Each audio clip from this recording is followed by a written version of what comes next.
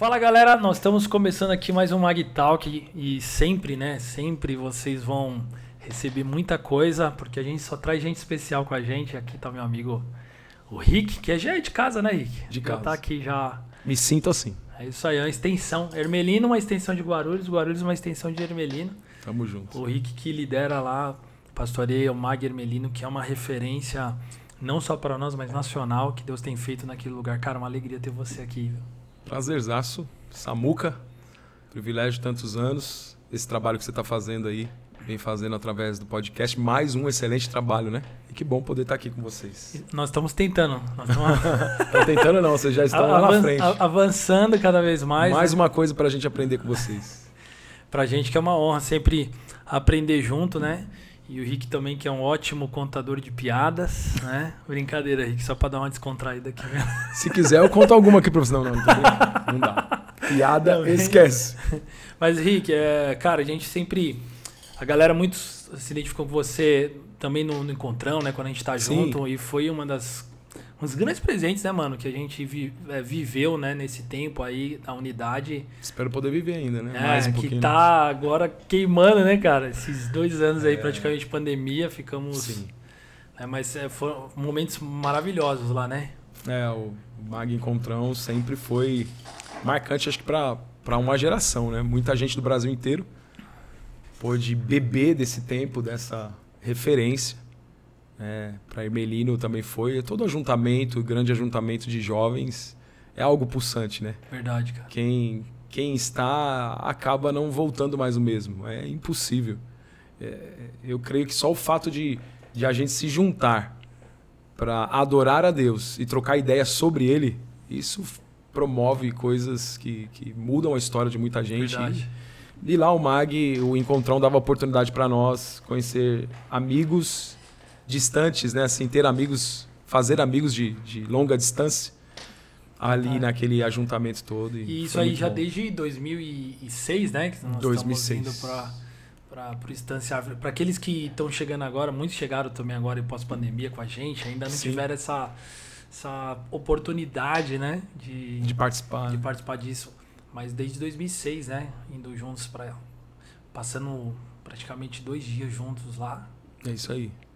Lá tem, eu já vi muita coisa acontecer lá, né? Desde de um batismo com o Espírito Santo até relacionamentos restaurados, né? No tempo de comunhão ali e nascimento até de namoros e casamentos, né? Nasceram através do Mag, né? Nossa, rapaz, o que teve de intercâmbio ali. Aqueles encontrões ali salvaram muita gente que achava que não ia dar em nada. Mudou a história, né, de muita gente, né? Muito legal. O Senhor faz milagres, vários milagres, né? Entre eles a gente... tem bastante história aqui pra gente, imagino vocês. Sim. Também juntos lá. Vocês já experimentaram. Mas cara, são muitos momentos. O momento do ajuntamento, do momento do culto, o momento dos workshops, né? Os momentos das filas gigantescas. Sim.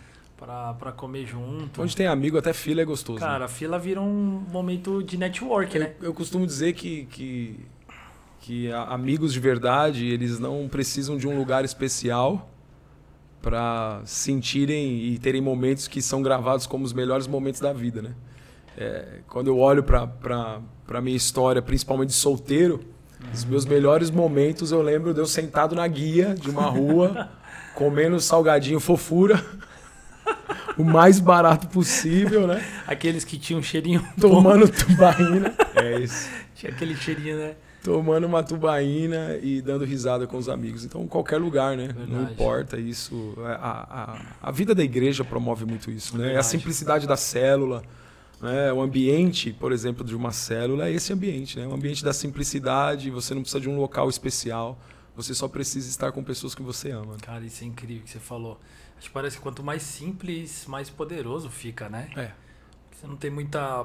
Tem prolixidade, não tem formalidade... Não está preocupado com... Não se exercita em grandes assuntos. É verdade, cara. Não está preocupado em fazer, nesse sentido, nenhum tipo de posição assim para receber algo em troca, né? Verdade, literalmente despretensioso, né? Verdade. A célula é um lugar ali você não tem pretensão de nada, né? Tô aqui para ver o que eu recebo do outro.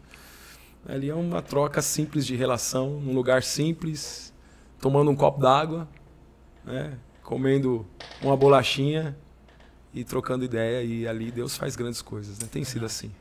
Eu creio que é aquilo que está por trás, né? Que é o que acontece. E você falou uma coisa, falando da sua vida de solteiro aí, até pra gente conhecer um pouquinho mais também, como é que foi essa experiência? Você era solteiro ainda quando você teve uma experiência? Como foi sua experiência com Jesus, né? Com que Sim. você teve esse encontro, o encontro mais importante da nossa vida, e você já era casado, solteiro? Eu, quando me encontrei com Cristo, ou quando Cristo me encontrou, eu era namorado da minha esposa hoje, né? Da Van. E foi num acampamento. Sim, realmente meu encontro, que eu posso dizer. Fazia 2 meses que eu estava indo à igreja, à comuna, na Vila Carrão. Foi lá que eu cheguei. Nós chegamos lá namorando, eu e a Van. E 2 meses depois, ou 1 mês depois, já tinha o acampamento e meu pai simplesmente me inscreveu, né? Ele não perguntou nada, nos inscreveu, né? Falou, vocês vão para o acampamento. E eu conhecia só 4 pessoas, acho 4, 5 pessoas ali do MAG, né? Dos jovens, na época não era o MAG ainda, mas do Ministério de Jovens. E a gente foi naquele acampamento. Naquele acampamento, Samuel, eu sinceramente não lembro muito das palavras do que foi dito. Mas eu lembro que nós tivemos momentos intensos de adoração e oração. Então, literalmente, o que me transformou não foi a pregação, sabe? Assim, tipo, ainda foi aquela mensagem. Tipo assim, poxa, algo que... E eu penso que isso, por um lado, é muito bom. Claro que a pregação é muito boa, a gente prega toda hora, sim, né? Sim. Não estou aqui trabalhando contra a pregação, não, mas o fato do seguinte, de aquela experiência que eu tive ali com a oração e com a adoração, elas tiraram qualquer possibilidade de eu estar experimentando uma transformação porque eu ouvi algo que eu achei legal e porque eu ouvi, eu quis desenvolver um comportamento, entende? Entendi.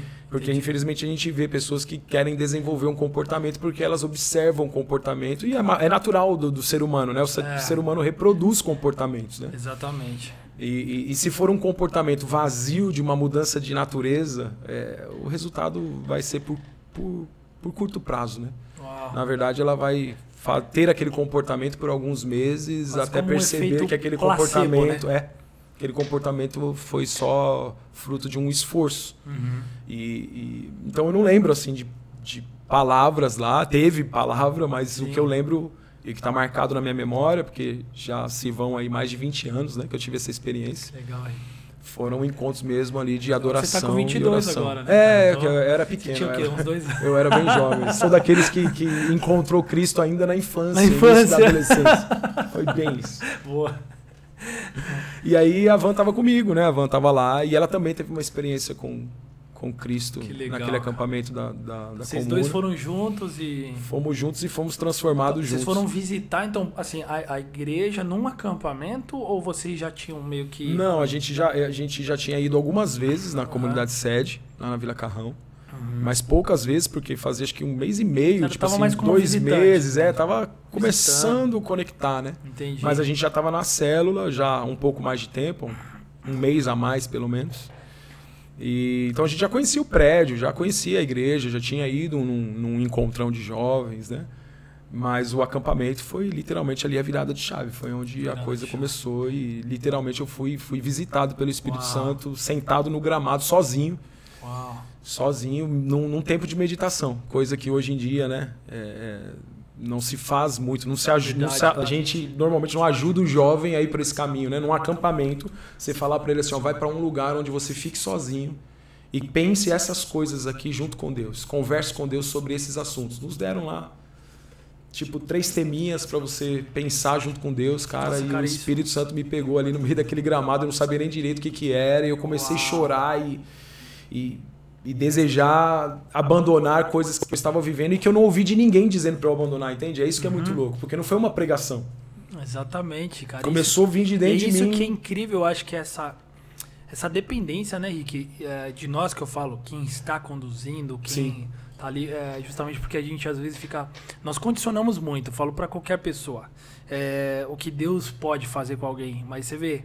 Uma direção que não tinha uma mensagem, mas a própria mensagem do Espírito se revelou a você ali, cara. Você nunca tinha tido uma experiência com Deus. Foi ali. Isso é incrível, cara. Como pode, né? É claro que eu estava num ambiente, né? Sim. Eu creio muito consagrado. nisso, né? Que o ambiente da presença de Deus, ela provoca coisas incríveis. E eu estava aí. num ambiente da presença, de presença Sim. manifesta. Sim. Porque Deus está em todos os lugares. Verdade. Mas ele se manifesta em alguns. E aquele ambiente era um ambiente preparado, porque um grupo de líderes orou, jejuou, né? Estava ali consagrado, adorando a Deus. Então, aquele ambiente, eu fui inserido naquele ambiente, né? A Bíblia mostra para nós, por exemplo, quando Saul está perseguindo Davi, e ele fica sabendo que ele estava lá com Samuel na casa dos profetas, e ele pede para que um grupo de soldados vá até lá, e ali era o ambiente da presença. Quando aqueles soldados chegam, eles são tomados. E aí Saul envia um novo grupo de soldados, eles são tomados, ele envia um terceiro grupo e eles são tomados. E aí Saul fala, não, eu vou lá. E a hora que ele chega lá, cara, a Bíblia diz que ele começa a profetizar. Uau. E até disseram, está entre os profetas, Saul entre os profetas? Muito louco isso, né? Porque, e a Bíblia diz que ele tirou as vestes reais, semelhante ao que Davi fez lá na frente, né? E deitou no chão e ficou lá, cara, o que a gente pode chamar hoje, né, de que o cara ficou lá chapado a noite inteira. Ele ficou a noite inteira deitado na presença. Tudo por causa de um ambiente.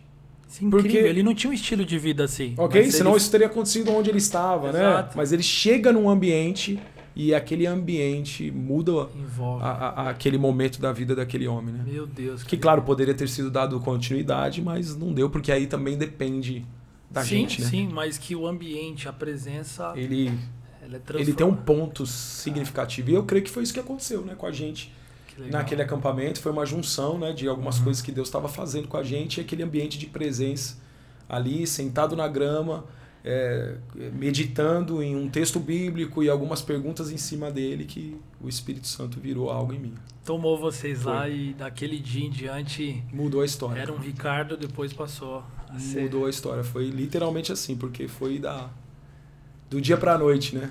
Verdade. E você conta um pouco, né, Rick, nesse trajeto aí, até falando um pouquinho ainda desse processo do encontro com Jesus, de coisas que você vivia antes, né? Sua família, coisas... Sim. Lembro que você até um dia entregou isso com tanta graça para nós sobre... o ser escravo, né? Uhum. Ser escravo do pecado, do medo, e como que Deus transformou isso na sua vida. A minha família ela sempre teve envolvimento com possessões demoníacas. Eu tenho parentes que tinham possessões demoníacas constantes dentro da minha casa. E era meio que marcado na minha casa o local onde isso rolaria da próxima vez, né? Então, eu literalmente cresci vendo isso. Era um ambiente para mim comum. Mas apesar de ser comum, não deixava de ser assombroso, né, para uma criança e um adolescente. E minha mãe também, por diversas vezes, ficou possessa, e aquilo me trazia grande medo, né, literalmente muito medo. Ao ponto de já com 17 anos de idade, que foi quando minha irmã casou, e a gente dormiu sempre no mesmo quarto, e quando ela casou eu me vi sozinho no quarto. Até então ela dividia comigo os medos, né, então... Quando você divide o medo fica mais leve, né? Verdade. E a partir dali, quando ela casa, eu me vi sozinho, cara. E agora o medo era só meu. E aí eu passei algumas noites, quando eu não conseguia suportar o medo, de eu ir pro quarto do meu pai com 17 anos de idade, bater na porta do quarto dele, pra dizer, eu tô com medo, eu preciso dormir no pé da sua cama e no chão, porque no quarto eu não fico. Dá um cantinho pra mim aqui. E assim, meus pais não conheciam a Cristo, não tinham também o que me oferecer pra não ter medo, então tipo, esse espaço. Fica aqui. Isso por muito tempo. Nessa idade de chegar e ir pro quarto assim, sozinho, foi durante pouco tempo que logo eu me converti, mas assim, isso veio a vida inteira. Quantas vezes eu e minha irmã fomos até o quarto dos meus pais, né? Da mesma maneira, mas pra mim o mais chocante era porque um cara de 17 anos, brother. 17 anos. Tanta coisa que eu já fazia, né? De homem, de adulto, macho. E aquela fase pra se afirmar. Correndo pra dentro do quarto dos meus pais, cara. Com medo, literalmente. Né? E porque eu cresci nesse ambiente, minha mãe possessa por demônios, muita briga dentro de casa, meus pais presos ao álcool. Eu nunca vi meu pai num bar, né, bebendo fora de casa, mas meu pai bebia muito dentro de casa, junto com a minha mãe. Era muito constante. Eles sozinhos, só os dois, tomavam tipo assim 1 litro de conhaque a cada 2 dias, fora o resto de coisas que eles bebiam, de cachaça mesmo. E cerveja, e aí vai. E aquele ambiente pesado dentro de casa, né? Esse era o cenário que você tinha. Eu perdi a relação com meu pai com 14 anos de idade, mais ou menos. Eu sempre fui muito amigo do meu pai sempre foi muito presente. Meu pai me ensinou a jogar bolinha de gude, rodar peão, fazer pipa, né? Fazer balão, e sempre me acompanhou muito. Só que com 14 anos de idade, por causa dessa atmosfera também espiritual dentro de casa. Ambiente também, né? O ambiente, que também traz a sua influência. Eu perdi a relação com meu pai, porque um dia eu disse pra ele que não dava pra trocar ideia com ele porque ele tava sempre bêbado. Que era uma realidade, mas que nunca, como filho, eu deveria ter dito isso pra ele, certo? Entendi. Ele tava sempre embriagado e não dava pra trocar ideia mesmo. Sim. E eu irritado ali, né? 14 anos é talvez a idade que você quer mais trocar ideia, que agora, tipo, né? Você tem uma troca de ideia com um adulto, né? Exatamente. E eu não tinha esse pai mais em casa, porque, e apesar dele estar em casa, não tinha essa relação. E a partir dali meu pai também se fechou pra mim. Parece que a gente se separou a partir dessa fala, entende? Imagina. Então a gente passou alguns anos meio que falando só o necessário. E aí foi que minha mãe, quando ela foi convidada para estar numa célula, e é interessante também isso, Muca, falar que os meus pais eles sempre foram convidados para estar numa célula pela Dilma e o Poveda. O Wagner Poveda, que hoje é pastor lá também conosco, né, em Ermelino. E a Dilma. E eu sempre os considerei meus tios. Eu chamava eles de tios porque cresci com eles. E dentro dessa realidade, chegou um determinado dia em que um vizinho meu foi assassinado no portão de casa. Nossa. Foi ser assaltado num assalto, o bandido... Que cruel, cara. O bandido assustou lá, deu um tiro e aquele vizinho faleceu. E a casa daquela família foi cheia pela igreja. A igreja cobriu aquela casa. Minha mãe viu aquilo e minha mãe nunca aceitou os convites dos meus tios, né? Do Poveda e da Dilma. Mas a igreja se moveu até... Quando ela viu aquilo lá, não era nem a mesma igreja, não era a comunidade da graça. Sim. Eles eram cristãos e a igreja a qual eles faziam parte, tipo, literalmente cobriu aquela casa. A gente via gente ali todos os dias, nos próximos dias após aquela morte, e aquela família sendo consolada, atendida, coberta. Minha mãe olhou aquilo e falou assim: se isso acontecer comigo, quem que eu tenho? Olha só o que despertou ela. Cara. Aí ela passa a mão no telefone, liga pra Dilma. Que dia que é mesmo aquele encontro na casa que você falou aqui? 20 anos sendo convidado. Não para uma célula, mas para uma igreja, mas alguns anos já sendo convidado. Deus virou essa chave. Virou assim, através de uma tragédia, não é? Mas até a semente do justo, né? Aquele que tinha sido justificado, aquele vizinho. Literalmente, na morte dele, a salvação chegou para uma outra casa sem sequer que ele soubesse. Como resposta de oração daquela célula lá que estava orando. Orando, cara. E aí a gente começou a ir. Minha mãe, então, cai endemoniada na célula. O Nadinho, que era o líder na época, hoje nosso pastor, tira ela... Chama meu pai, pega ela, pega a Beth, a esposa dele, levam para um quarto separado. E ali repreende, ora por ela e pergunta para ela depois que ela volta assim se ela cria que ela tinha sido liberta e que ela nunca mais seria possessa. Ela falou, eu creio. Falou, então Jesus pode fazer isso. Ele está fazendo isso na sua vida hoje. Ela disse que cria e a partir daquilo ali, cara, acabou. E aí foi um processo de libertação na nossa casa, né? Uau. E assim, muito rápido. Sim. Né? Alguns meses depois eles começaram a frequentar a comunidade. Acho que uns 4 meses depois eu chego em casa de madrugada, voltando de uma balada. E eu tô no banheiro escovando os dentes.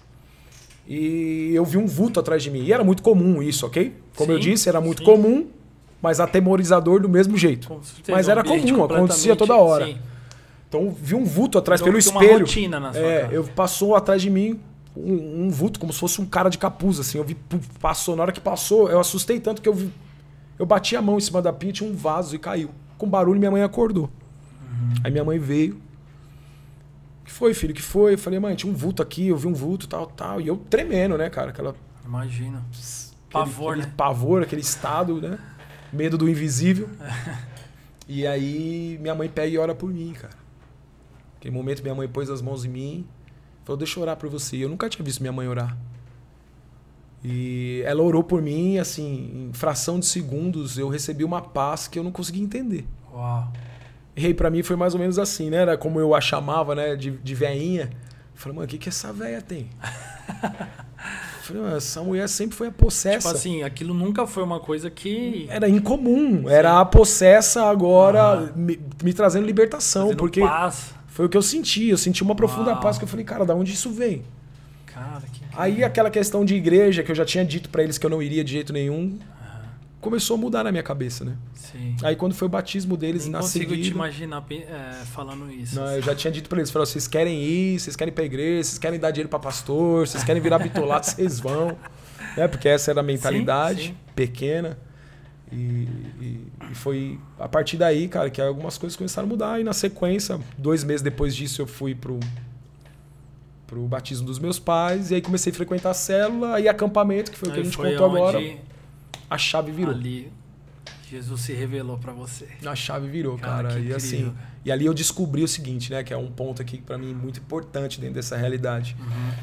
Depois de tantos anos sofrendo debaixo do medo, eu percebi que existe um nome sobre todo nome, que é o nome de Jesus. Amém, cara. Porque eu comecei Muito bom isso sozinho dentro do meu quarto. Eu aprendi. Em poucos dias eu aprendi que eu podia usar o nome de Jesus para orar e repreender o medo e qualquer tipo de perturbação. E eu comecei a fazer isso sozinho dentro do meu quarto. Os primeiros dias foram muito difíceis, porque o medo demorava para passar. Sim. Mas eu comecei a resistir, já não ia mais para o quarto dos meus pais. Comecei a repreender. E literalmente começou a encher o meu quarto de paz, cara.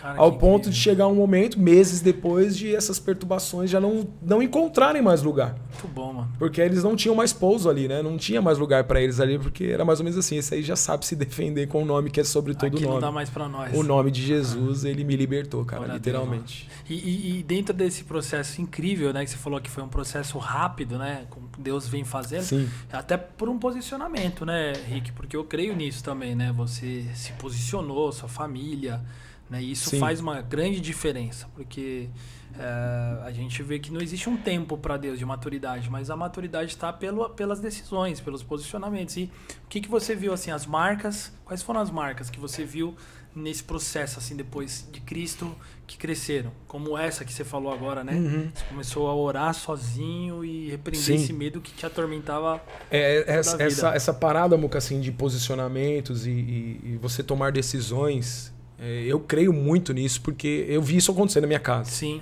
Para mim, isso é um testemunho da minha família. Porque a gente já está há 20 e tantos anos, né? Dentro de uma igreja local. E a gente vê gente, eu costumo dizer isso, né? Por que existem pessoas que voam e outros que se arrastam? Eu uso muito esse termo. Uau. Né? Quem é de Ermelino sabe. Verdade. Eu uso muito esse termo, porque tem cristãos voando e outros se arrastando. Isso. E No mesmo ambiente, né? esse gap tá na decisão. É isso mesmo. Esse gap tá na decisão. Quando a gente vai olhar as escrituras e a gente vê lá o profeta, puxa, não sei se Elias ou Eliseu, porque na minha cabeça eu sempre os confundo, mas em dado momento, Sempre conectados, né? um deles chega pro rei e diz para ele lá, dá várias orientações e para aquele rei atirar, pegue as flechas e atire as flechas. Sim. Aquele rei pega flechas, aquele rei vai seguindo tudo que o profeta diz, tudo. Só que na hora que ele fala assim, pegue as flechas e atire no chão, ele para depois da terceira. E o parar não foi uma direção que ele recebeu. Foi uma decisão que ele tomou. Até ali, ele vai fazendo tudo o que é orientado.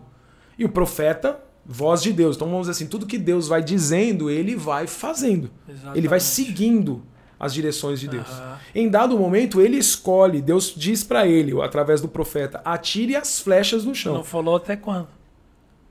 Ele devia fazer o quê? Esperar o profeta falar para, Sim. ou as flechas acabarem, no Isso é mínimo. muito profundo. Porque ele foi assim até ali. Só que ele para de atirar a flecha. E a hora que ele para, o profeta vira para ele e fala assim: Deus te daria uma vitória completa sobre os teus inimigos. Mas como você só atirou 3 vezes, você só vencerá os seus inimigos por 3 vezes. Você os vencerá parcialmente. Então, o que foi dito ali é o seguinte: Deus tinha um plano para você. O que Deus planejou era que você vencesse totalmente. Só que existia um caminho para você vencer. Deus colocou a vitória lá na frente. Mas ele falou assim, essa aqui é a rua que você precisa andar para chegar na vitória. Exatamente. E em dado momento, aquele cara escolheu não ir por aquele caminho. Então é mais ou menos assim, o que Deus tem para nós? Deus tem para nós o que Efésios diz. Ele já nos abençoou com toda a sorte de bênçãos espirituais nos lugares celestiais. Ele já nos abençoou. Sim. Agora, eu viver essa bênção vai depender do caminho que eu escolho. Cara, isso é muito profundo, mano. Muito E profundo. ele como um pai, né? A gente imagina como pai que somos, e você que está assistindo a gente que é pai, você tem noção. O pai, ele quer o melhor pro filho, ele quer que o filho Total. escolha o caminho certo. É como um pai que orienta. Filho, você vai pra escola hoje? Ó, cara, não faz isso. Não fala aquilo, não anda por tal caminho ou com tal pessoa. Por quê? Porque tem uma bênção pra você lá na frente. É isso aí. Só que Esse caminho aqui é... O filho vai ter determinadas escolhas. Isso é muito louco no evangelho, porque em certas coisas, tem coisas que só vão acontecer. Na verdade, tem certas coisas que vão acontecer a gente tendo a atitude certa ou não. Uau. Porque assim, Deus, ele é soberano. Tem coisas que ele vai fazer na sua vida e que não importa o que você faça. Ele vai fazer, porque ele determinou, ele tem um plano. Sim. E aquilo vai se cumprir. Contudo, tem outras coisas, e a Bíblia dá margem, mostra pra nós isso, que tem outras coisas que vai depender do que você vai escolher. Que é a vontade permissiva, né? Exatamente. Então, literalmente, assim, isso pra mim faz muito sentido que a gente tá falando aqui. É tão profundo que você falou, tô aqui, né? Digerindo isso também, porque é poderoso essa revelação. Que exatamente você falou, que ele só tinha tido uma direção, né? A direção era que ele fizesse aquilo. Atira as não flechas. Que ele tomasse a decisão de fazer do jeito dele, né? Ou parasse quando ele quiser até Sim. ele receber uma outra instrução. Você acredita muito, né, Rick, que a gente acaba perdendo muitas coisas em Deus pelo fato de a gente também não estar afinado, né? Afinado, alinhado, ouvindo o que o pai está falando, né? Esse processo. Jesus disse o tempo inteiro, né? Eu só vim fazer o que eu vi meu pai fazer. Eu vim fazer a vontade do meu pai. É o tempo inteiro conexão com o pai para fazer aquilo que o pai determinou que fosse feito. Cara, então, assim, você tem um fim, filho, que é a cruz, que vai salvar, que vai mudar a história, que vai resgatar a humanidade, não é? Mas aí, esse é o fim. Como é que você vai no caminho? No caminho, ele foi ouvindo o que Deus tinha dito. Exatamente. Fazendo o que o pai tinha mandado. Essa não é minha hora ainda. Ele ouviu o pai. Exatamente. Quando ele estava ali numa multidão e a galera falava, não, fica mais aqui, tem mais gente para curar. Não, é também preciso que eu vá até tal lugar. Exato. E ele saía dali para ir até tal lugar porque ele tinha um propósito para cumprir, porque ele estava ouvindo. Ele ouvia o céu e se movia dentro daquela realidade. Disso. Então eu acredito assim, que muita coisa aconteceu também na nossa casa por causa disso. Por causa disso. Minha família tomou posições, decisões assim, que eu considero muito rápidas. Muito rápidas assim, né? Meu namoro virou de ponta cabeça pro lado bom e tipo assim, chegou um no acampamento, voltou outro. Não tive um processo. Uma nova vida. Eu voltei do acampamento e falei pra minha namorada, é o seguinte, com uma coisa minha, porque eu não ouvi nada disso, na verdade nem se falou. Eu acho que até falou de namoro lá. Mas eu não lembro de ter dito algo assim. O que te marcou foi aquela... Eu tomei a decisão, por exemplo. Ali. Eu tomei a decisão e eu falei pra ela, nós não vamos nos beijar mais. Não foi uma orientação de um pastor. Eu nunca tinha ouvido isso de ninguém. Eu nunca tinha ouvido falar disso. De ninguém. Eu tinha chegando na igreja. Eu nunca ouvi isso. Imagina foi uma você que vem de uma cultura completamente... Não era assim, você que tinha uma noção do que era... Não tinha nem nada. Eu vinha de uma vida literalmente devassa, de prática sexual desde os 14 anos de idade. Ali eu tava com 19 anos de idade. E aí eu chego pra ela e falo assim, a gente não vai se beijar mais. Uhum. Porque o beijo é o primeiro passo para nós pecarmos contra Deus. E eu não quero pecar contra Deus nem contra você. Então, se eu passar de um selinho e selinho, não é um selinho que fica selinho, 10 selinho, 20 selinho, 20 minutos dando selinho. Vira um selo. Eu falei pra ela assim, quando eu te ver, eu vou te dar um selinho, quando eu for embora, eu vou te dar outro. Vai ser só isso. E se você perceber que eu tô avançando esse sinal, você pode me empurrar. Então, eu tomei uma decisão, entende? É fera que hoje muita gente às vezes acha que a gente falar isso aqui é legalismo, mas assim, ouça, né? Eu não tô pondo nenhum julgo sobre você, nenhuma decisão, né, que você tem que tomar. Foi algo que fluiu de mim, que eu, na verdade, nunca ouvi de ninguém. Com Deus. Foi algo que provavelmente o Espírito me pediu, eu nem sabia ouvir, né, discernir o que era o Espírito ou não, mas eu percebia que eu precisava daquilo, porque aquela experiência que eu tive naquele gramado no acampamento era algo assim, lança fora tudo. Acabou, é outro tempo. Então eu só fui obedecendo literalmente. Sim. Atire as flechas. Eu fui atirando as flechas que tinham sido dadas nas minhas mãos, cara. E foi uma sequência. Eu cheguei em casa, Eu quebrei na época, não tinha... Né? Hoje nem CD tem mais, mas nós viemos do CD, depois a gente veio pro CD pirata. Pirateava o CD. Mas como eu sou... E tinha bastante esse mercado. Como eu não sou tão novinho, o meu ainda era tipo antes do pirata ainda. Não tinha assim a cultura do CD pirata. Você era do disco? CDs eram originais. Ah, né? CDs originais. E eu tinha muito CD importado, eu tinha CD que eu tinha trazido de fora, porque era muito difícil naquela época, não tinha muita coisa aqui. Trouxe CD da Alanis Morissette, Janis Joplin, Sim. The Doors, coisas que não tinham no Brasil, eu trouxe de fora. Coisas caras. Valiosas. Eu cheguei em casa sem ninguém me pedir, ninguém falou de música no acampamento. Pode ou não pode? Pode música secular? Pode... Ninguém falou nada. As caixinhas de pergunta. As caixinhas de pergunta. Todo mundo quer saber pra... Então, lá atrás eu acredito que o Espírito Santo me deu uma caixinha de pergunta e ele, entre eu e ele, onde homem nenhum falou de música com a gente, eu cheguei em casa, peguei os meus CDs. Acho que ele só foi falando assim pra você a resposta, você não precisa mais disso, você isso não aí, precisa mais disso. Exatamente. Era só isso. Era só isso, cara. Era um negócio impressionante que não era o pode ou não pode. Era o convém ou não, entende? Convém ou não. Tipo, não faz mais falta pra mim, porque eu descobri uma coisa que... É muito maior. E eu peguei aqueles CDs, cara. Eu cheguei em casa e tinha um muro no quintal de casa que era chapiscado.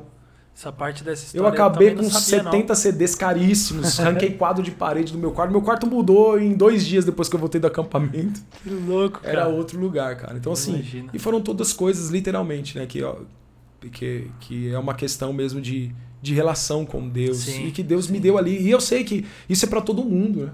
Verdade. Eu sei que quem nos assiste agora, nos ouve, certamente essas pessoas já perceberam o Espírito Santo pedindo coisas pra elas. Sim. A grande questão é o que nós fazemos quando ele nos pede. Uau, qual a nossa resposta? Porque né? às vezes a gente quer ir atrás, aí a gente quer ir pra uma caixinha de perguntas. Ah, mas será que eu devo mesmo? Deixa eu ver o que o Samuel pensa. Samuca, pode ou não pode? Devo ou não devo? A pergunta não é essa. A pergunta é se o Espírito disse o que pra você. Pra mim ele disse, quebra. É isso aí. Pra mim ele disse, não beije mais. E sabe o que fez isso comigo? Não me tornou um louco, bitolado. Você voou só. Você é maluco? Você tá louco. Parou de se arrastar pra voar. Cara, assim, uma vida... 2 meses depois do acampamento eu tava liderando uma célula. É isso que eu ia falar, o chamado, você viu também o Senhor agindo de uma forma... Como é que pode eu chegar 2 numa meses, célula, cara. como eu chegar numa célula, 4 meses depois que eu tô numa célula, que tinha já 15 jovens antes de eu chegar, e eu me tornar o líder daquela célula. Uau. De jovens que já estavam lá. Eu não consigo explicar. Cara, não tem a ver comigo, entende? Sim. Não tem a ver comigo. E aí Cara, a coisa mas literalmente eu creio decolou. E em cima da sua história eu quero profetizar, né? Sobre essa galera que tá vindo, tá chegando, que realmente o Senhor faça isso, né? De uma forma radical, cara. Radical. Eu Radical. creio muito nisso. Que você que está nos ouvindo aí possa perceber. O Espírito Santo fala com você, né? O Espírito Santo fala com a gente, Samuel, o tempo inteiro, cara. Com certeza. Com o novo convertido, ele fala com a gente. Ele tá pedindo coisas. E aqueles que desejarem ir mais profundo e forem dizendo sim àquilo que ele for pedindo, não tem jeito. A vida decola. A minha vida deu um salto, cara. Sim. A minha vida deu um salto. Eu me tornei quem eu jamais imaginava que eu pudesse me tornar em pouco tempo. Sim. Não tô dizendo daqueles dias pra hoje. Entendo. Eu tô dizendo pra meses depois. Meses depois. Em 2 meses liderando uma célula, já assumindo certamente outros Sim. desafios. Em pouco tempo as células multiplicando, se tornando supervisor. Em Sim. 2 anos depois já era um supervisor de célula. Sim. Então, aquilo que foi acontecendo ali foi exponencial. Até o Senhor trazer você, né, pra servir, né, como um pastor Sim, para essa geração. sim. Também, pra mim, aos meus olhos, foi muito rápido. Né? Sim. Foi em quanto tempo, Rick, até você ser ordenado? Eu fui ordenado em 2007. 2007? E eu cheguei na comuna em 99, né? Então, eu fui ordenado já como pastor em Ermelino, que a comuna de Ermelino nasceu em 2001. 11 anos. No envio através do nosso pastor Carlos 11 Alberto. anos. Oi? 11 anos nesse processo da comuna em Ermelino até pastoreamento. Não, 11 não. De 2001 pra 2007, pô. Ah, 2000, 6 anos só. 2001. 2001. Ah, tá. 2001. A gente foi pra lá, pra Ermelino, em 2001, enviados pelo pastor Carlos Alberto e pela pastora Sueli. E em 2007 eu me tornei, fui ordenado pastor, o primeiro pastor ordenado além do Nadinho lá, né? Então assim, também pra mim uma obra de Deus, né? Um salto Sim, de Deus na minha vida, sim. né? Mais uma vez, cercado de homens de Deus que eu considero meus pastores, Sim. não é? E Deus Esse resolve... seu berço espiritual ali. E Deus resolve nasceu... levantar, ordenar o Ricardo, né? Naquela época. Cara, maravilhoso então, isso. assim, foram saltos que minha vida foi dando. E eu atribuo, sim, Samuca, assim. Isso é exatamente isso. Essa questão de decisões a serem tomadas, sabe? Quando Sim. Paulo orienta Timóteo dizendo que, por exemplo, medita nestas coisas, ocupa-te nelas. Porque você vai ver o proveito disso para você e para os que estão à sua volta. Sim. Paulo tá dando uma chave ali mais ou menos assim, cara, isso aqui é decisivo. Se você não meditar, você não terá proveito nem os que estão à sua volta. Se você meditar, você vai ter proveito os que estão à sua volta. Então, assim, tem resultados diferentes dependendo da escolha. E eu acredito que muita gente, às vezes, acha que é tipo assim, não, agora eu sou de Deus e ele vai guiar todo o meu destino até o ponto de eu não ter que fazer nada. Eu vou ficar em casa no sofá, né? Eu ficar lá só sendo uma... O pessoal confunde que ele vai ser como um vento, né? Isso. Mas não faz nada. Faz né? nada. Não faz nada. Então, eu creio que isso é uma... eu costumo dizer que a mudança... Peraí que eu perdi a frase. Vou lembrar dela. Não, você pode pegar. Rick tá sempre cheio desses tesouros aí. Pode jogar tudo aqui no podcast. A mudança que você deseja tá na decisão que você ainda não tomou. Uau. A mudança que você... A mudança que você deseja tá na decisão que você ainda não tomou. Que você já sabe, mas você não tomou, entende? Isso aí. Você quer ver alguma coisa mudada na sua vida. Você quer que aquele negócio seja transformado, que aquela área, que aquela célula, que a sua vida familiar, que a relação com os seus pais, que o seu namoro, que sua vida emocional, qualquer coisa, ela está normalmente na decisão que você ainda não tomou. Tem uma decisão que precisa ser tomada para aquela chave de mudança acontecer. Muito louco, cara. Isso é poderoso demais. Entre a decisão e a mudança, né? Decisão é a chave para mudança. A mudança que você está esperando ela brotar, ela germinar, né? Exatamente. É aquilo que a gente fala de plantar, né? O cara quer plantar uma semente, quer colher outro fruto, né? Não tem como você colher uma coisa diferente de uma semente. Diferente do que foi plantado. Você está plantando. E isso é muito poderoso. E dentro dessa trajetória, mesmo já como pastor, né, Henrique? Agora lá também servindo lá na comuna de Ermelino. Quais algumas coisas que você já superou, assim? Queria... alguns testemunhos, algumas coisas que você viu o Senhor agindo por meio de posicionamento, mas também superando em fé, que isso com certeza trabalhou na sua resiliência, enfim, né? Sim, sim. Bom, ali eu acredito que uma das coisas que eu lembrei agora aqui, não sei nem se cabe bem, mas eu acho que vai talvez atingir... Curiosidade de um amigo. Principalmente talvez líderes de juventude. É claro que depois o exemplo aí pode atingir mais gente, mas assim, eu me lembrei de um desafio muito grande, que ele culminou, né, que não era só isso, mas ele culminou num acampamento. Porque a gente foi no nosso segundo ano de acampamento, segundo ano de igreja, quer dizer, eu era um líder bem novo, como líder, né? Tinha também 20 anos de idade, novo na liderança, fazia 1 ano e meio que eu estava liderando juventude numa igreja local e a gente vai para um acampamento onde o acampamento ele foi assim absurdamente frustrante, porque ele já vinha de situações difíceis de relação da galera. Você estava liderando já. Já estava liderando. E como a igreja tinha nascido há 1 ano e pouco, estava chegando bastante gente. E nessa chegada vem aquela galera que ainda não conheceu os princípios, não foi regenerado sequer, ok? Sim. E tá ali no meio, e eu como um jovem líder, sem saber muito equilibrar aquelas coisas, e muita pressão. E aí tem a pressão do evento, né? Você fazer um evento naquela proporção, né? Hoje, querendo ou não, fica mais fácil, né? A gente já tem uma experiência, né, Samuca? Sim. Ainda que seja trabalhoso, a gente dorme um pouco mais, exatamente. E eu chego naquele acampamento, cara, e literalmente parece que dá tudo errado, cara. Porque o ônibus, primeiro que o carro que a gente estava indo para lá não conseguiu chegar, quebrou no meio do caminho, com os equipamentos, a montagem de som, de estrutura, né, o ônibus atolou, dois ônibus estavam chegando. Tava rolando. Dois caras estavam indo de moto, caíram de moto. Caramba. Cara, acabou a energia no acampamento. E aí quando a galera Meu chega, Deus. cara, no meio desse caos todo, a gente tinha preparado uma recepção e a recepção foi, tipo assim, por água abaixo. aconteceu, mas aconteceu Sim.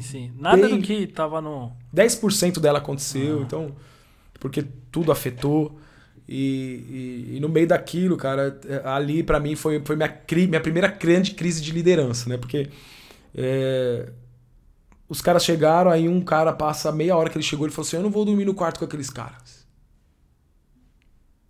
Não, mas você tá lá no quarto, você vai dormir lá. Não, não vou dormir lá. O fulano tá lá, não vou dormir lá. Bom, passa mais 10 minutos, ele expulsou o fulano que tava no quarto. Aí veio o fulano com o travesseiro embaixo do braço. Cara, só B.O. Aquelas velho. coisas loucas. Aí daqui a pouco meu cunhado Tava um ambiente maravilhoso. Meu cunhado assim, começou a brigar com um dos organizadores do acampamento. A peitar o cara. Você tava parando uma guerra aqui e tava começando... E nisso tudo, o acampamento só tinha começado fazia 2 horas. Era a primeira noite ainda. Era o cartão postal. Cara, aí sim que aquele acampamento, assim, resumindo, cara, foi uma loucura, porque tem literalmente mais uma meia dúzia de coisas que foram acontecendo, assim, bem Sim, difíceis sim. durante aquele acampamento. Imagina, cara. E no meio daquela crise, cara, assim, o acampamento pra mim acabou no dia seguinte, na verdade, porque aconteceram mais coisas, aí pra mim ali, eu, tipo assim, na minha cabeça, eu falei, mano, isso aqui não deu em nada, Sim. tá ligado? Isso aqui Podia falar vira a bem página, ali. vamos esperar acabar e acontecer alguma outra Meu, coisa tem amanhã. domingo ainda? Tipo assim, E né? o que foi muito louco, Samuel, é que na última noite, cara, o Espírito Santo literalmente apareceu naquele lugar, mano. Uau. E eu vi aqueles caras que tinham brigado, gente doida, que já tinha me dado trabalho outras vezes. Cara jogado no chão, na presença de Deus, Uau. de joelho, clamando a Deus. E pra mim ali, eu lembrei disso na hora que você falou, né, de um desafio, porque naquele desafio que, como eu disse, não foi só o acampamento, já havia de uns dias e culminou ali. Mas a partir dali, cara, a partir do desafio, a partir daquele momento mais difícil, mano, nasceu uma geração apaixonada por Jesus. Uau. E nasceu ali, no Então, caos. Nossa. Foi o fim do caos, crise, literalmente. No meio daquela crise, Deus estabeleceu um fim do caos. É claro que a gente tem problemas até hoje, né? Não é isso que eu tô dizendo. Natural, Nós não estamos no país das maravilhas. Mas daquilo que a gente Existe uma marca, vivia, né? como início de igreja, e o momento que nós vivíamos ali, que era crucial, aquela manifestação do Espírito Santo, mais uma vez, assim como foi na minha vida, e ele mudou o meu caos lá, anos atrás, né? Um pouco antes disso. Ele vem, pega no ministério também e dá mais um impulso na gente, né? Porque aquele acampamento a gente foi para lá com 110 jovens. No ano seguinte a gente tinha 290 jovens. Uau. Num Então foi bem acampamento. no comecinho, né? Foi bem no comecinho, explodiu assim, cara, deu não salto, dá pra explicar, assim, foi não um dá pra salto. explicar. Literalmente aqueles jovens saíram dali para mudar o mundo. É exatamente isso. Os causadores do caos saíram para restaurar os que Pra ser estavam um em caos caos. no inferno. Acho que eles estavam treinando para acabar com o diabo. pra dar... Primeiro quase que eles acabaram comigo. Você foi meio que o cobaia, mas Meu depois Deus. eles foram atacar o inferno, né? Então, Que assim, louco, cara. Cara, então é muito louco isso, né, Rick? Porque você acredita que dentro daquele ambiente, daquele momento que você estava vivendo, você poderia... Fora dessa resiliência, todo o preparo que você estava tendo também, Sim, né? A gente sim. não tem uma escola, um cursinho Não ali. tem.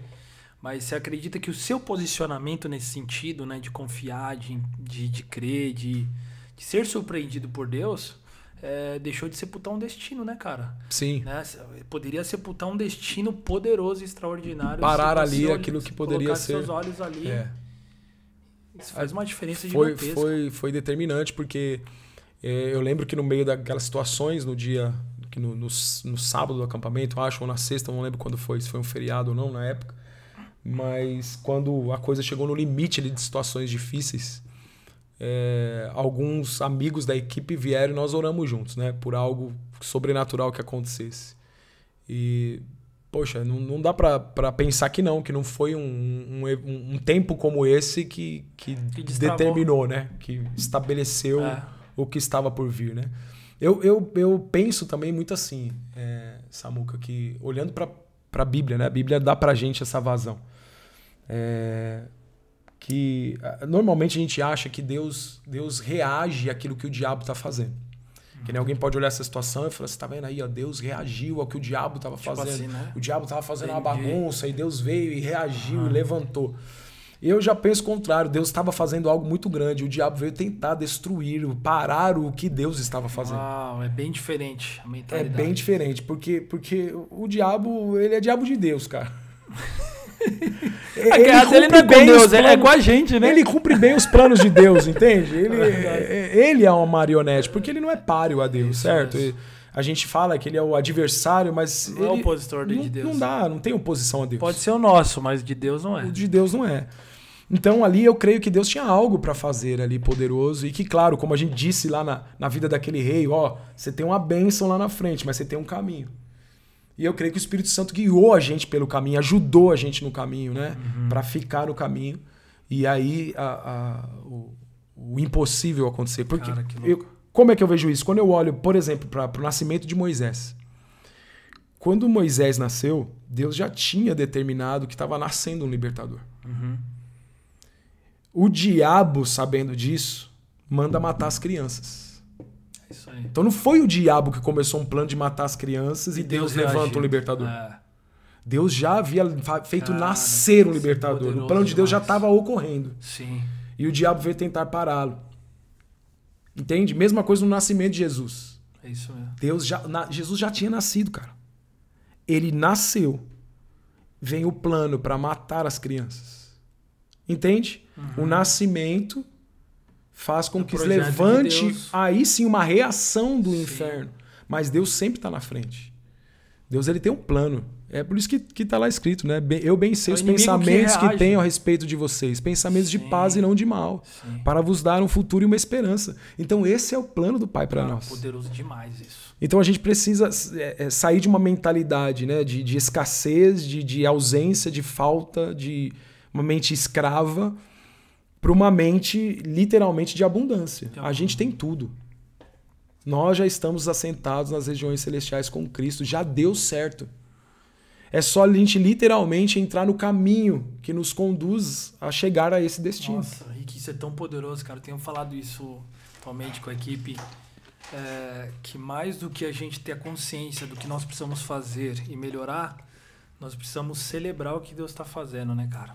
E Sim. ter essa perspectiva, né? Olhar nessa perspectiva do que Deus está fazendo, enxergar isso, né? Verdade. Isso faz uma diferença gigantesca, porque senão a gente tem a tendência humana limitada de ficar olhando para os problemas, desafios, pecados, porque vai ter problema, vai ter desafio, vai ter crise, então a gente tem de colocar os olhos ali e não enxergar o que Deus está fazendo, né, cara? O Pai tem um plano e o plano dele é muito maior do que os nossos olhos podem ver nesse sentido. E eu creio que a gente vive na época literalmente da fé, né? A Bíblia vem apontando para nós no Novo Testamento o poder da fé, do que ela empenha e abre e manifesta. Jesus dizendo toda hora, a tua fé te salvou. Porque ele veio para salvar, é mais ou menos assim, a salvação está aí, né? Literalmente, tem uma lacuna, tem uma porta aberta, né? Para você poder entrar por ela. Então Deus está fazendo algo poderoso na célula, Deus está fazendo algo poderoso aqui na comunidade em Guarulhos, Deus está fazendo algo tremendo lá em Hermelino Matarazzo, nas comunidades, nas igrejas locais. Deus está fazendo, Deus está construindo algo. E a gente precisa estar olhando o que Deus está fazendo. Eu costumo dizer, né, a gente fala lá em Hermelino que o céu está tocando uma música. E a gente precisa ouvir que música o céu está tocando para poder saber como a gente dança. Sim. Né? Porque é exatamente isso. E a música que o céu está tocando é uma música de um destino extraordinário. A gente não tem dúvida. É isso aí. A gente não tem dúvida, né? E quando a gente encara o dia a dia dessa maneira é muito diferente, né? A gente já levanta sabendo que nós estamos com ele, então a gente já venceu, né? A gente luta uma guerra a partir da vitória.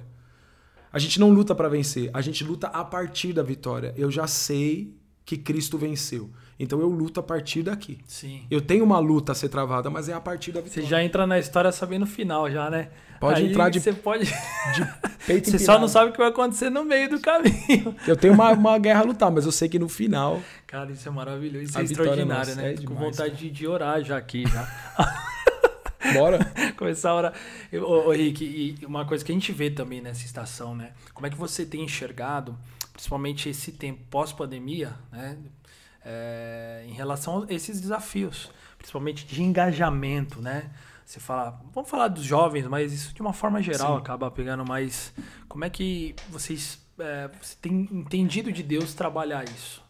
Esse tempo, fazendo essa leitura do que Deus está fazendo nesse tempo. Primeiro, o que você tem enxergado Deus fazer, né? Segundo, como é que você tem traduzido isso, comunicado isso para engajar com tantos desafios que surgiram nesse mundo pós-pandêmico aí, né? Que os transtornos, as distrações aumentaram demais, pessoas que não voltaram, como que tem enchido suas lentes, assim? Para mim, esse momento de 2 anos que nós passamos trouxe muita clareza de como é importante estar junto no presencial. Sim, para mim isso explodiu, e ainda que isso tenha aberto um excelente canal para a igreja e preparou as igrejas para isso aqui, né? Câmera e saber fazer e coisas que a maioria de nós não sabíamos fazer. Verdade. Ter um culto online e conseguir conectar com quem está em casa e falar que isso para mim é um benefício que a pandemia trouxe. Contudo, se nós não soubermos trabalhar isso, nós corremos o grande risco de pegarmos aqueles que podem estar no presencial e nunca estarem no presencial. Porque a partir de agora você deu a eles uma ferramenta de conforto. Exatamente. Ok? Que é maravilhosa e vamos usar. Sim, sim. Só que, contudo, para mim, essa ferramenta precisa chamar as pessoas para estarem no olho. Porque esse é o grande mal. Exato. Nós vamos dizer o quê? O que adoeceu as pessoas na pandemia? A principal coisa que adoeceu as pessoas na pandemia foi o medo de perder pessoas e os traumas trazidos por distanciar presencialmente das pessoas. Exatamente. Então, no final, é tudo envolvendo pessoas. Relacionamento. E a gente vai agora achar que o online vai suprir isso. isso. O online é só uma ponte para trazer para o É presencial. muito louco. Inclusive, isso é até uma notícia, acho que na CNN ou BBC, eu já falei isso no MAG, nos fóruns, que o Brasil, inclusive, por toda essa cultura que Deus fez, né? Esse clima que Deus nos deu, né? Tropical, foi o que mais sofreu. Olha só. A pesquisa fala em relação à solidão na pandemia. Há tanta necessidade que as pessoas têm de estar junto. E é o que você falou, é uma realidade, cara. É ilusório pensar que você vai conseguir beber e comer a mesma coisa que alguém tá presencial. Então, para mim, assim, esse momento, a gente tem tentado trazer para as pessoas o benefício de usarmos e ganharmos com a questão do online. Contudo, o online precisa sempre trazer para aquilo que de fato é terapêutico para o nosso interior, que são as relações olho no olho. Sim. Nós estamos numa geração, talvez a geração mais superficial que já viveu. Né, Nossa geração é absurdamente superficial. As relações, a gente se acha amigo, Bíblia, né? A gente se acha amigo do cara que a gente segue no Insta. É um mundo de fantasia. Né, a gente acha que, tipo assim, a gente olha pra aquele cara e se a gente me encontrar seguindo. na rua, a gente cumprimenta ele como se conhecesse há anos, não é? Exatamente. Porque você segue, você tá ali, mas é Exatamente. tudo superficial. Tipo Aquilo assim, que eu te acompanha, eu falo, tá bom, mas você acompanha nunca nada, vi você não você, sabe o que eu vivo. Você acha que você sabe, a verdade é essa. Então, assim, tudo isso precisa ser usado e bem usado. Contudo, para mim, o grande desafio que traz aí o pós-pandemia é a gente trazer usar todas essas ferramentas, até mesmo esse impulso que de certa maneira a gente ganhou no online para trazer para a realidade das relações interpessoais e que a gente possa crescer na comunhão. Então vocês têm explorado assim... A gente tem trabalhado isso pra... muito, muito forte, né? Vamos dizer assim, falado de estar juntos, batido muito nisso. As nossas células, né? Voltaram, né? Com toda a força aí nas relações. A gente vem trabalhando para que isso seja uma verdade, porque eu acredito que, de fato, as pessoas que estão doentes, na sua maioria, não dá para dizer que são todos, mas a sua grande maioria, aqueles que estão, né? Estão tristes doentes por ausência de relações profundas. Cara, é muito profundo. Porque tem áreas... E você vai... Tá quebrado, né? Você vai para um profissional, para um psicólogo como você, por que você vai? Porque você precisa ir para o profundo. Mexer naquilo que não Você foi entende? mexido. Porém, se você tem o profundo no dia a dia, o seu profundo está tratado. É isso aí. Ele vai sendo É curado. que muita gente vem vivendo, a sociedade está ensinando a gente a viver superficialmente. É isso aí. Aí a gente vai tampando. E isso influencia também nesse relacionamento com a palavra, né, Rick? Opa! Porque assim, cara, eu não aprendo tudo sozinho. É isso aí. Aí vai ficando as lacunas, né? A ausência e o que gera é o que a gente está vendo, né? Uma sociedade agora ansiosa, né? Uma sociedade movida pela depressão. Sim. Não é? E que a igreja, nesse sentido, também pode ser uma porta, um socorro, e a igreja está aí para isso, para fazer uma diferença. Os profissionais como você poderem servir essas pessoas, mas tudo isso eu creio que pode ser evitado, melhorado, se as relações se aprofundarem. Total, porque o que a gente vê de testemunhos, e você pode falar aí centenas que você com certeza ouve de pessoas sendo curadas de depressão e ansiedade porque encontraram. Então, e falando sobre isso, e que isso vem também um pouquinho já, né, da sua história, né, porque o fato de você ter experimentado isso tão profundo na sua casa te levou a entender que aquilo é a revelação de Deus também, né? Que já é por si só na palavra, independente de qual fosse a sua trajetória. Mas sua trajetória culminou também nesse grande testemunho. De que a célula foi um lugar onde o Senhor realmente restaurou. E hoje falando sobre exatamente isso. Qual que é a importância, né, do poder do nós, de ser uma célula, né, os pequenos grupos. Tem pessoas que, logicamente, que pessoas ferem pessoas, mas pessoas feridas ferem, né? Sim. Então é natural que as pessoas se deixam... Mas qual que é o poder que uma célula tem de curar, de restauração? Como que vocês quiserem também contar testemunhos, assim? Eu acho que o principal questão da célula é que ela potencializa o reino de Deus. A célula, ela tem o poder de pegar a vida integral do reino de Deus e inserir isso na vida de uma pessoa. O que seria mais difícil participando só de um prédio, de uma reunião maior. Porque a célula, ela nos faz mergulhar nas relações olho no olho. A célula nos ajuda a conhecer a Cristo de maneira prática através da vida de um irmão. A célula nos ajuda a ser discipulado e depois de um tempo a discipular outros. Então, aquilo que a relação púlpito não entrega, não consegue entregar por melhor que seja o coração do pastor, Sim. A célula entrega de maneira orgânica. É orgânico alguém que está experimentando Deus nas suas relações, entregar Deus de maneira muito mais potencializada. É que a gente já ouviu, né? O púlpito é querer com uma mangueira encher garrafas. As né? garrafas, E a célula ali, você tem a oportunidade de pegar a boca da mangueira e pôr na boca da garrafa. E aí você vai encher de maneira muito mais eficaz, de maneira muito mais rápida.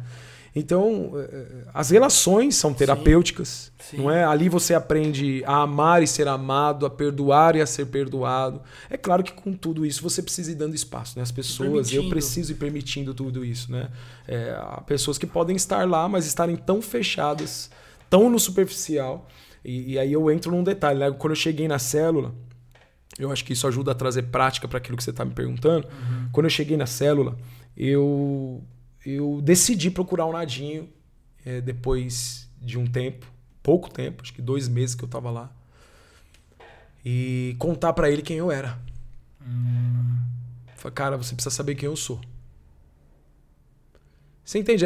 Era pouco tempo para eu saber que isso era importante. Eu não sei nem por que eu fiz isso, eu não sei dizer por que eu fiz isso. Eu tinha meses de conversão. É um princípio poderoso, né? Mas é um princípio que depois lá na frente... praticando... Eu fui lá e pratiquei, cara. Eu falei assim, eu fiz isso, eu já fiz isso, eu vomitei para ele coisas que eu não precisava, entre aspas, né? Que muitos podiam...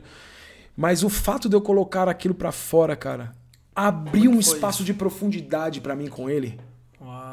Ele não precisava ter dedo comigo, ele sabe quem eu era. Eu posso amanhã, numa tentação, contar pra ele. Porque ele já sabe de onde eu vim. Se eu quero passar uma impressão pra ele de quem... É horrível, né? Quando a relação fica meio que pisando em ovo, assim. Não flui, né? Podia chegar lá e ser quem? Por exemplo, eu cheguei lá com 19 anos de idade, ele já com 30 e tantos anos, 37 anos de idade. Uma diferença pra mim, na época, eu considerado já um tiozinho, né? Que hoje pra gente... É, tu jovem, não. Sabe que a gente também 50 anos é jovem. Mas... Tá novinho, sou um adolescente quase ainda. Eu podia chegar lá e colocar uma pose diferente, entende? De ou universitário, sei lá. Você podia querer impressionar, fazer qualquer coisa. O que é superficial? É eu pegar aquilo que eu tô fazendo e achar que aquilo é o que eu sou. Então ele é um cara que não cursou uma faculdade, por exemplo. Eu sou universitário. Eu sou empresário. Tinha uma empresa com meu pai, temos até hoje, né? Deus guardando a gente, uma pequena empresa, mas tá lá, Deus suprindo cada mês. Mas... Você entende? Você pode chegar lá e ser o que você quiser. Exatamente. Isso é superficial. Agora você abrir, de fato, as coisas mais negativas, cara, isso abriu um caminho pra mim. Imagino, cara. Que nem eu imaginava que eu tava construindo, entende? Então aquilo pra mim foi determinante. Criou Então, um vínculo, né? Pra mim, o que me proporcionou isso? A célula, aquele ambiente onde eu cheguei, vi um cara que carregava Deus, olhando no meu olho toda semana, dizendo que me amava, onde eu podia perceber que havia amor. Eu falava, não, esse cara precisa saber quem eu sou. Isso é muito louco, cara. E a celebração, ela cumpre outros propósitos, né? Porque você nunca iria conseguir fazer na grande celebração. Acho que nunca pintaria um desejo desse, né? Um desejo, né? Talvez você até quisesse fazer isso na grande congregação se você com a pessoa que você tem relação fora da grande congregação. Então, na verdade, no final é a relação. Sim. Então a célula proporciona muito isso, né? Isso é muito bom. A célula tem o poder de pegar dons e talentos que estão ali que não seriam vistos talvez nunca de cima de um púlpito e colocá-los em prática. A célula é um ambiente onde a gente pode literalmente viver uns aos outros, de dividir pequenas coisas. Por exemplo, no final de uma célula, se você vai comprar uma pizza, você sabe ali quem tem e quem não tem para comprar. Sim. E você pode fazer sentar à mesa com você os que não têm. Exatamente. Ou ser você o que não tem e as pessoas te colocarem na mesa como tá tudo igual. certo, e tá tudo bem. Você vai dizer pra mim que isso não é terapêutico, cara? Cara, isso é isso não é do céu, demais. que isso não muda a história das pessoas, que isso não ensina a gente. Sim. Né? Então, pra mim, essas relações de profundidade que a célula proporciona, elas são... E você, quando deu esse passo para se tornar um líder, certamente você enfrentou alguns medos. Né? E hoje eu vejo um grande desafio para as pessoas falarem sim, porque tem muita coisa tá dentro delas já, né? Sim. Muita coisa. Que elas já estão experimentando, vivendo, né? E até um conselho, né, para a galera em relação a isso, você poder dizer sim para aquilo que Deus tem, né? O que você diria? Comigo aconteceu, eu sei que não acontece assim com todos, Samuca, mas quando o Nadinho virou para nós e disse assim numa célula, nós vamos multiplicar essa célula aqui, se eu não me engano, na época em 4. Na época, aqueles grandes grupos familiares que você participou com seu pai lá, 80 pessoas dentro de literalmente 100 mesmo. Né? 100 pessoas numa casa. 100 pessoas. Então a casa do Nadinho estava assim. E aí, quando ele falou que ia multiplicar, ele falou que ia levantar um grupo de jovens. Porque tinham ali 14, 15 jovens dentro daquele grupo. E ele olhou pra mim e perguntou, e aí, cara? Perguntou pra um outro rapaz, depois veio em mim e falou, o que você acha? No meio, a casa lotada, né, cara? No meio da célula. O que você acha? Eu simplesmente falei assim pra ele. Saiu da minha boca, eu falei assim pra ele, se for necessário, eu largo até a faculdade. Olha aí, ó. Uau. Mas não foi algo, você entende? Era um novo convertido, cara. Sim, cara. Você tava queimando ali, tava numa... Mas o meu coração era justamente esse. Não existe coisa melhor no planeta do que isso aqui. E eu continuo crendo até hoje que não existe coisa melhor no planeta do que a vida de comunhão dos irmãos. Uau. Não mudou. Foi um dos melhores sims da sua vida. Então ali eu falei pra ele, cara, eu largo a faculdade. Que a gente tinha aquela ideia de célula na semana, que era a célula dele, então não imaginei uma célula de sábado, né? Eu só imaginei, se eu for liderar a célula, eu vou precisar largar a faculdade. Porque eu não vou ter o que fazer. Sim. E eu já falei. Você não mediu as consequências? Não medi, eu já tava afinzão de assumir. Pôr o pé na água. Então eu vou te dizer que a primeira coisa que me veio à cabeça não foi medo, foi desejo. Entendi. Desejo. Agora, por que as pessoas sentem medo? E não vou dizer, já tive medos de assumir outros desafios que já assumi, certo? O que, por exemplo, eu senti medo quando eu fui assumir o trabalho com juventude em Ermelino. Eu vinha da comunidade sede, que tinha um trabalho lindo com jovens. Lá nos anos 2000, era quando eu participei. E aí, quando eu vou assumir como jovem numa igreja local, primeira coisa que veio na cabeça, eu comecei a me comparar com os líderes de jovem que eu já conhecia. E aí me trouxe medo. Eu nunca vou fazer igual. Eu não sei fazer. Entendi. Ele tem qualidades que eu não tenho. Aquele fulano. Não dá. Então a comparação para mim, um veneno assim. A comparação para mim é um dos piores. Eu acho que quase tudo, às vezes a gente transforma em outra linguagem, mas a maioria dos nossos medos, eles vão se resumir no final na comparação. Cara, imagina nessa era digital, então. Que você consegue ver tudo da vida do outro, mas você não se vê, né? Não se vê. E ninguém vai postar um culto de foto com cadeiras vazias, ninguém vai colocar um fracasso, ninguém vai pôr uma... A gente só põe o bonito, né? Bonitão, né? Por isso que quase não postam foto minha no Magla, que só parece o bonito. Isso é lindo. Mas é isso, cara. Eu acho que a comparação é um monstro. Ah. É um monstro, porque a comparação para a gente, desmotiva, desencoraja, literalmente... A gente, no final, vai querer se esconder, né? Vai querer se esconder. E isso vai precisar... a cura para isso é uma relação com o Pai, né? É a identidade. Quando a gente descobre quem a gente é, verdade. A gente começa a se descobrir, aí a gente começa a perceber que como Deus nos vê, então a gente começa a ver Deus de maneira diferente, a nos ver e aí ver o outro, né? Sim. Que é uma coisa muito interessante. Mas foi um dos que você precisou enfrentar, né? Essa questão da comparação. A comparação. Você falou, eu sei quem eu sou, eu vou, aí a coisa... Quando você pisou na água que... Aí o mar vai se abrindo, literalmente, né? E por mais que ainda a comparação, às vezes, te acompanhe, a verdade é que eu penso assim, mesmo que você não consiga vencer durante um tempo a comparação, continue fazendo o que Deus te chamou para fazer. Acabou. Porque Ele é quem te chamou para fazer. É isso aí. Não deixe de vencer a comparação, mas assim, enquanto não vence, vai. Exatamente. E seja você, não queira ser ninguém. Se você quiser ser alguém naquilo que você está fazendo, que não seja você mesmo. Não adianta eu chegar aqui hoje e querer falar no mesmo tom que o Nando fala. Sim. Pô, o Nando, pra mim, eu admiro demais o Nando. Isso é louco. A comunicação do Nando, né? Eu acho algo muito da hora. Mas assim, não adianta, eu não vou me encaixar naquilo ali nunca. Eu não consigo. Eu sou diferente, minha mão não para, né? Sim. Eu queria ser muitas vezes você também. É diferente isso, né, cara? Cara? Mas é muito natural da gente, né? E que a gente olhar e falar, cara, como, né? Assim, de desejar melhorar como o outro, mas muitas vezes isso pode ser um veneno. Uma doença. Quando você, depende da dose. Você fala assim, eu não sou assim, né? Porque esse ponto é legal que você está falando, Boca, assim, que a gente precisa aprender o que a gente puder melhorar para ser parecido com o outro que é melhor do que a gente, eu acredito nisso, que a gente precisa, porque isso é o discipulado. É verdade. O Cristo que eu vejo em você, eu quero que tenha em mim. É isso aí, Certo? Então eu vou seguir. Pô, olha como Samuel respondeu pro atendente na padaria. Cara, ele respondeu, ele parecia Cristo falando.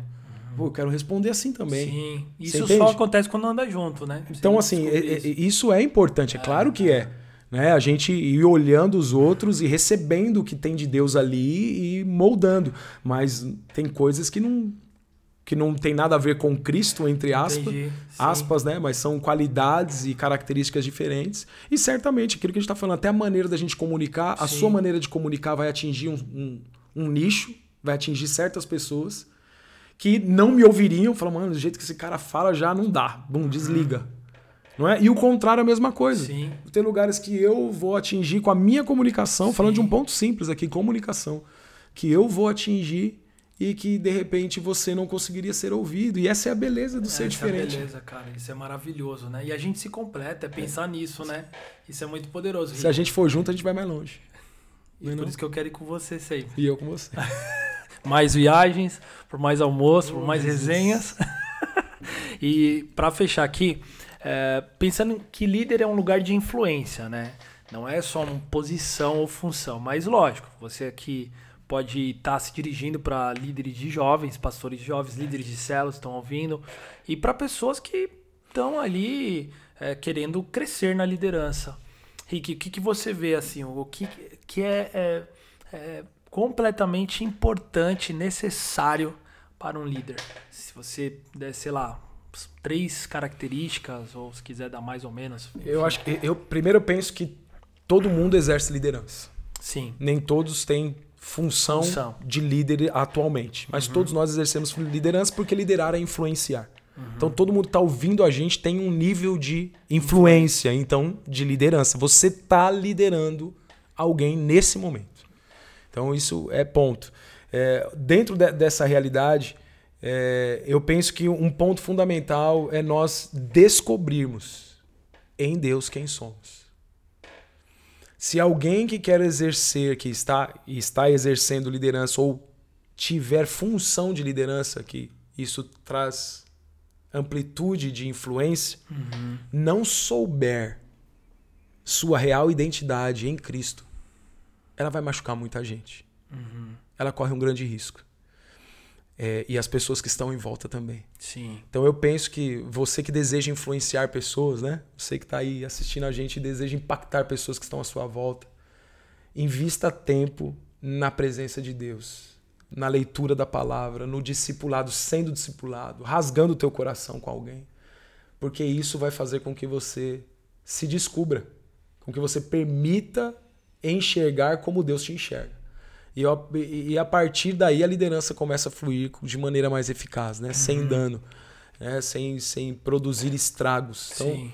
Eu acredito que essa identidade ela faz toda a diferença. Quando a gente olha para as Escrituras e vê Eva no jardim, o diabo, serpente, conseguiu colocar na cabeça de Eva que ela era alguém que Deus enxergava como uma marionete, alguém que Deus estava enganando. Olha isso. Porque disse para ela assim, se você comer, ele não quer que você coma, porque se você comer desse fruto, você vai ser como ele.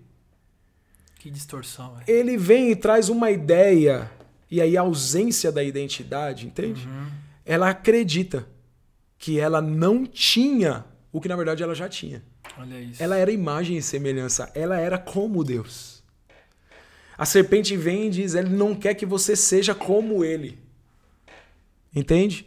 E a ausência daquilo trouxe um transtorno. Sim. Então ali tem um ensino para nós. Que nós precisamos ter convicção de quem é Deus e quem nós somos. Uau. Porque isso vai determinar o domínio que Deus disse que nós deveríamos ter, né? Sim. Governar e dominar sobre todas as coisas. Então isso vai depender, isso flui a partir de uma identidade. Então se você quer liderar, ou você já lidera, literalmente tem função de liderança, cuide da sua identidade, cuide de conhecer a Deus, quem é Ele e quem você é, porque nele você se descobre. Eu penso que isso é fundamental. E a partir daí a gente começa a ver o outro também da maneira correta. Não é? Porque melhor do que construir, por exemplo, uma grande célula, melhor do que construir uma grande igreja, é construir pessoas grandes. Uau. E construir pessoas grandes não é, de certa maneira, não tem a ver com aquilo, com o meu potencial, Ricardo, de construir no outro. Mas o potencial que eu tenho nessa construção é de simplesmente acreditar nas pessoas antes que elas mereçam. Por exemplo, se você encontra, como esses amados que estão aqui servindo a gente. O Fê e a Mari, que são gente gabaritada, que tem um portfólio. Sim. Eles já têm um portfólio. Eles te mostram um portfólio. O que você vai fazer? Você acredita neles. Mas quem acreditaria naquele que ainda não tem um portfólio? E eu acredito que o fator da liderança é você conseguir enxergar o ouro que está lá dentro ainda, que está atrás de uma lama. O ouro desses jovens aqui já está à vista, tem um portfólio. O ouro já está para fora. Sim. Entende? Sim. Porém, anos atrás, esse ouro estava escondido. Exatamente. Atrás de uma lama. Precisava de alguém garimpar. E eu penso que esse Essa é uma grande dica para um líder. Cara, Cara. que coisa incrível. Acreditar nas pessoas antes que elas mereçam. Porque a hora que elas Precisa ser merecerem, gravado no a hora nosso que espírito. a hora que elas já deram para nós o portfólio, todo Sim. mundo acredita nelas. Sim. Exatamente. Agora, quem vai acreditar nelas quando elas ainda não têm portfólio? Se o Paulo chegasse na célula, né? Todo mundo queria abraçar Oh, ele. Vem pra vem cá, cá. Paulo. Agora e o Saulo, né? Ninguém. Quem que enxergou o ouro? Quem garimpou Só Barnabé. ele, né? Barnabé enxergou o ouro. Cara, isso é muito louco, cara. Ananias não queria ir lá, né? Só foi porque Deus mandou. Só foi porque Deus não... E foi ainda daquele jeito. Foi daquele jeito, pé atrás. Não é? Mas Barnabé já enxergou o ouro, sabia que tinha potencial ali. Então essa característica é demais. Sabe por quê, Samuca? Ninguém é zero. Nós somos cara. garimpadores, né, cara? Somos. Vamos passar muito tempo garimpando pra tirar ouro, né, do que Deus... Cara, A gente que precisa ter incrível isso. certeza que ninguém é zero. Por que ninguém é zero? Porque eles são obra das mãos do Pai. Sim. Tem um Pai incrível por trás da humanidade. O Pai não erra. É isso aí. Então tem ouro lá dentro. Agora quem que vai chamar o ouro para fora?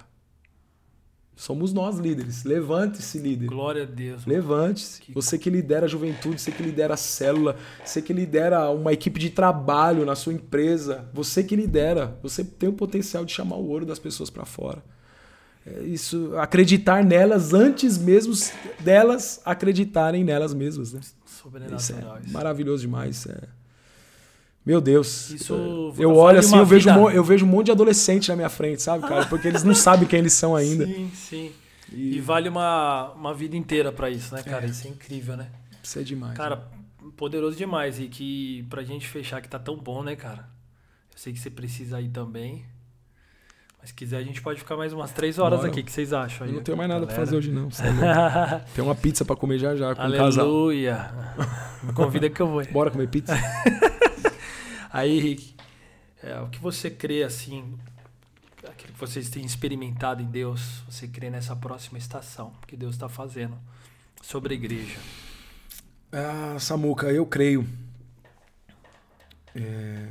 que a gente vem num movimento muito, muito forte de unidade e que isso é global. Uhum. Em alguns lugares ainda isso é muito, muito, muito distante, mas eu percebo que Deus está fazendo, pelo menos é a impressão que eu tenho, né? Que Deus está fazendo isso no mundo. Uhum. Está conectando as igrejas. Isso vai se tornar cada vez mais forte. Então, que você que é de uma igreja local esteja aberto, principalmente você líder principal de uma igreja local, esteja aberto a conexões com outros líderes, porque Deus está fazendo esse movimento.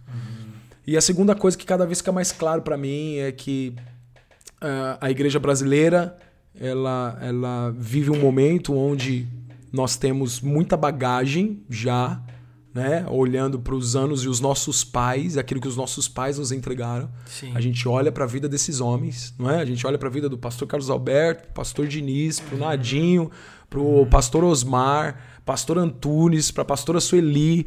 Aí a gente olha para Paulo Mazzoni, a gente olha para esses homens e mulheres de Deus. Né? A gente vai vendo a herança que a gente já tem. Exatamente. E todo o potencial que nós temos. E eu creio que essa bagagem está fazendo de nós, daqueles que permanecem, está fazendo de nós uma igreja madura. É verdade que enquanto o pós-modernismo vem trazendo também uma realidade da superficialidade e de muitos desigrejados. Contudo, há uma base muito forte na igreja. Há líderes prontos. Há gente destemida dentro da igreja, Samuel, que eu acredito que elas são capazes de qualquer coisa. E que o Pai, já, essa é a impressão que eu tenho, que os próximos meses e anos, o Pai vai começar literalmente a despertar pessoas para ir. E quando eu digo ir, não é ir, que é o primeiro que a gente pensa é ir para um outro país. Sim. Eu também acho que isso vai acontecer. Sim. Ok? Mas pense sempre na experiência transcultural, né? Cara, exatamente. Mas eu acredito, por exemplo, que aqui em Guarulhos vão começar a surgir gente, eles vão te procurar. Amém. Como Neemias procurou o rei. Falou, como posso eu ficar aqui? Enquanto aquele povo ali na rua de baixo tá com as casas destruídas. Eu preciso ir lá reconstruir. Uau. Então, vai vir gente procurando para liderar, para abrir uma célula, entende? Para abrir um trabalho numa determinada região. Eu acredito que os Neemias vão começar a pular como um movimento de Amém, Deus. Eu amém. creio que está chegando esse tempo, Sim, entende? sim. E que isso vai fazer com que igrejas locais Muito envio, né? nasçam Glória a Deus. e também aquilo que vem sendo profetizado há muitos anos sobre a igreja brasileira. Amém. Não é possível, tantas profecias só pode ser do Pai. Muita coisa, né? A igreja brasileira vai enviar pessoas, missionários, para fazer um reboliço Ao redor fora daqui. Amém, cara. Eu creio nisso. Então eu creio que esse é o movimento. Primeiro de unidade, vem para cá para fazer assim. Junta para espalhar. É o que eu creio que está acontecendo. Amém. E se a gente demorar muito, ele manda perseguição, né? É isso mesmo. Eu não Aí, quero isso. aí Estevão tem que morrer apedrejado. Eu só quero ficar nadando na glória e obedecer. Contudo, quando esses dias vêm dias de perseguição também, né? É Não tem inevitável. jeito. Quando vem esse avivamento, É o que você falou, né? se Quando Deus tem um levantam as plano, o perseguições. inferno tenta reagir, porque é Ele muito tenta poderoso. reagir. Mas não tem jeito. Mas O não plano tem do jeito. Pai vai ser cumprido. Glória a Deus. E Isso aí. Que tempo especial, cara. Muito bom estar com você, mano. O sinônimo quando eu tô com o Rico com o Rico é sempre de crescimento, né? De poder crescer, beber, estar mais junto de Jesus, amar mais Jesus. Obrigado, viu, mano, por aquilo que você entregou pra gente aqui, né? Sempre nessa conversa. E Amém. todas que a gente tem, a gente sempre cresce junto. É uma alegria imensa. Espero ter podido contribuir aí. Cooperou. Servir os que nos ouvirem. Que você cresça com tudo isso. Tenho certeza que muitas chaves foram viradas nesse papo aqui. E vão continuar em nome de Jesus. Vai. Valeu, Tem mais. galera. Esse aqui é o Rick. Valeu. E tamo junto, marcando a geração. Bora. Tamo junto. Valeu.